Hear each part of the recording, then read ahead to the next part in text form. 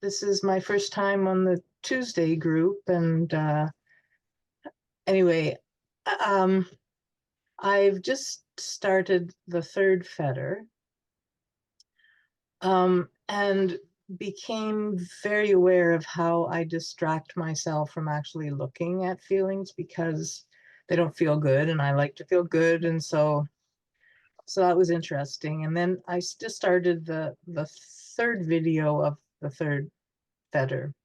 But what happened this morning that was interesting that I wanted to talk about was,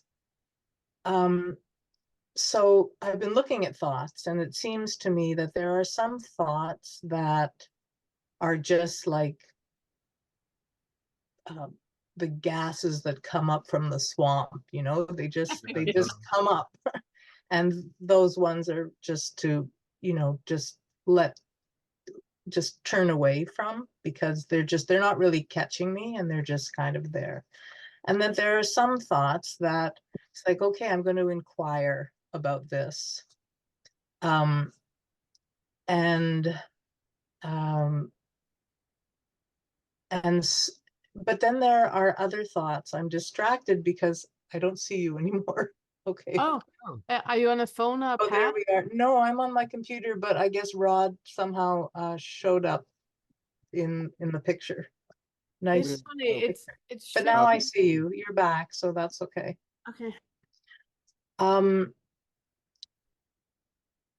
so this morning I really got hooked into a thought, a concern for my grandsons.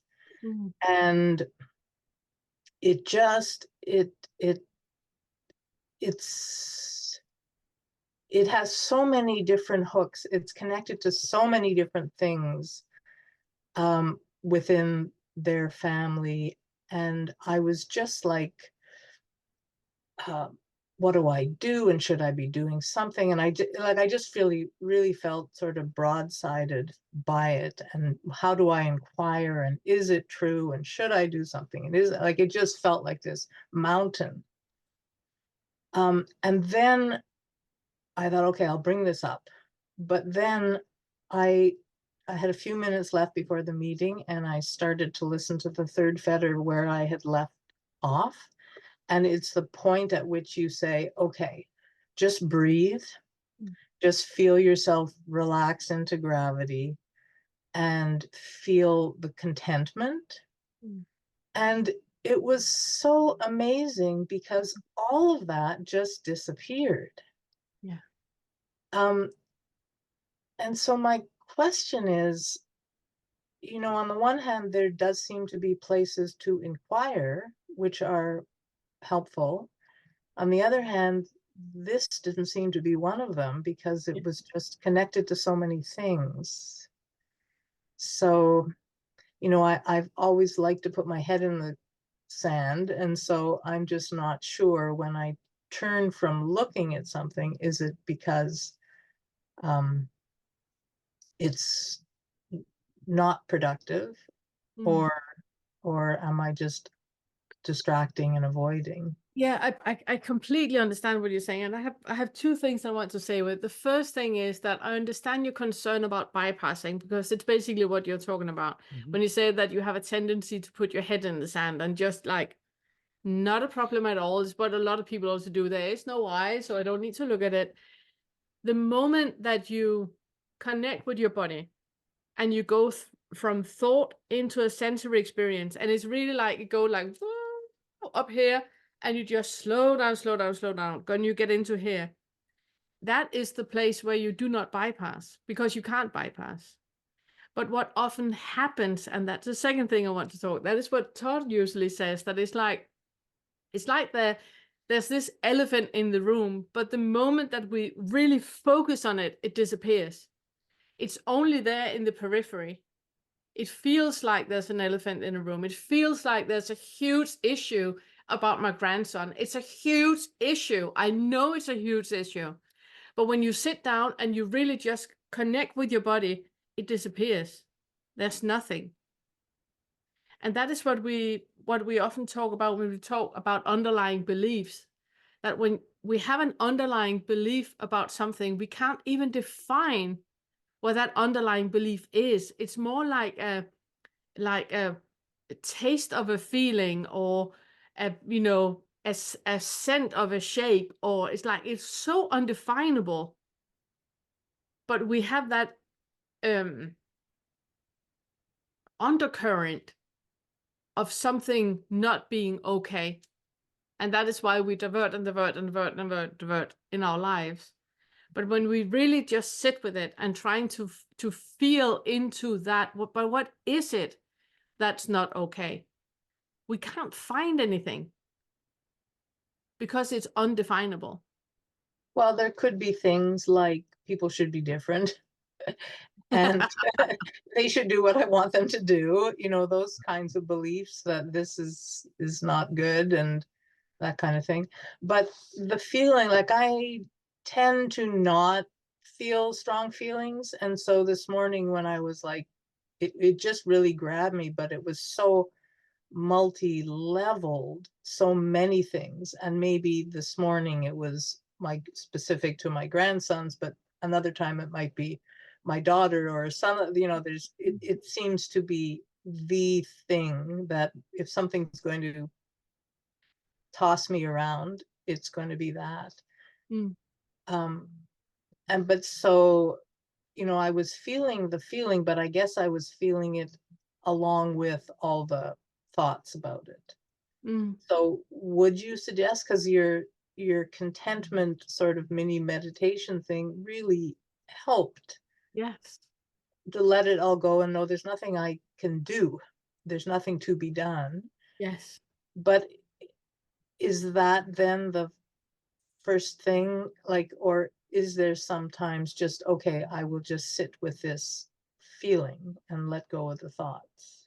Yes, it's the answer is yes, because it because it depends on what the need is in the moment. I just want to circle a bit back where you said that, but sometimes I want people to do something and not do something. You're working with that in the fourth and the fifth.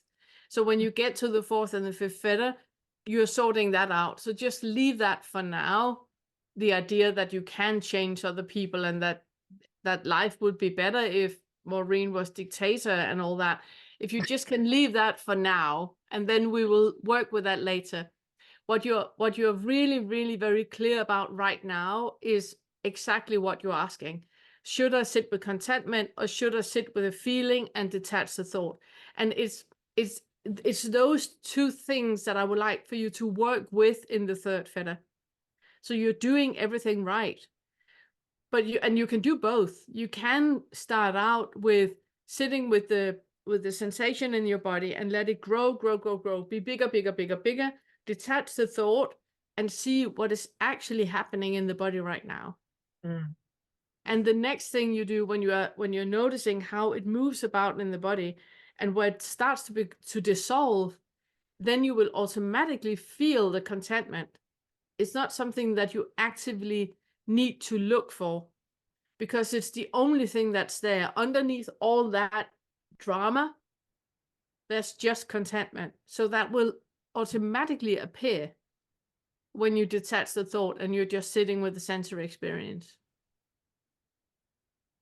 okay. So that's what you would, because I don't have a lot of experience with sitting with the feeling, because I don't have a lot of strong feelings. Sometimes I'll sit with a small feeling, but it just doesn't seem to do anything. But there's nothing wrong with small feelings. Yeah, but sitting with it doesn't shift it. It just seems to, You don't need to shift it.